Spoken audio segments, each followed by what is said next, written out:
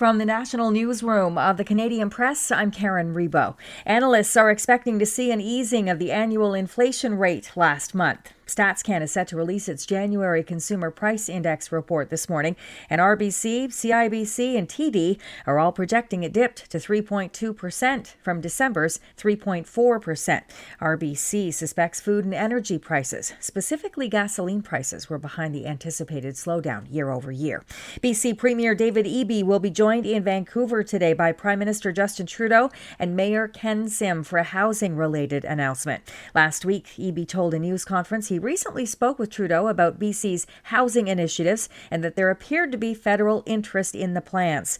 The provincial government passed legislation last fall to restrict short-term rentals and build more housing around public transit areas, and housing is expected to be a major focus again this spring. The BC legislature gets back to business today with a throne speech that will spell out the NDP government's priorities. It'll be the final sitting before the province's fall election. NDP House Leader Ravi Kahlon says he expects the looming election will contribute to a somewhat tense atmosphere in the chamber in the coming months. Well, it will be a focus for everyone, I suspect, the opposition parties as well as for us in government. Our focus, though, continues to just focus on people, making sure that people have the supports and the services that they need. Ontario's member of provincial parliament head back to the legislature today after a 10-week break, and many eyes will likely be on the colleges and universities minister.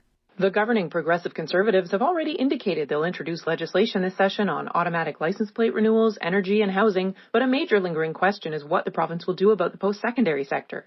Colleges and universities have already been grappling with frozen tuition fee revenues and low and stagnant levels of operating funding from the government, but they're also now facing a loss of revenue from international students with news of a federal cap on visas. Colleges and Universities Minister Jill Dunlop has not yet provided a substantive response to a government-commissioned report recommending increasing tuition, student aid, and operating funding. Alison Jones, The Canadian Press, Toronto. Canada's Mental Health and Addictions Minister says stigma and fear are driving criticism of the government's decision to support prescribing pharmaceutical alternatives to drug users to combat the overdose crisis. Yara Sachs is responding to concerns about federal funding for safer supply programs. Ottawa believes the harm reduction strategy will reduce the number of opioid-related overdoses. A federally commissioned review of safer supply programs found staff reported drug users decreased their OD risk, although it did flag concerns about users selling their opioid alternatives on the street themselves. And the mayor of the southeastern Ontario city of Belleville will deliver an update today on the city's state of emergency declared earlier this month after a rash of drug overdoses. This is the Canadian Press. In sports, for the first time in 32 years, an NHL game featured 3 players with a hat trick.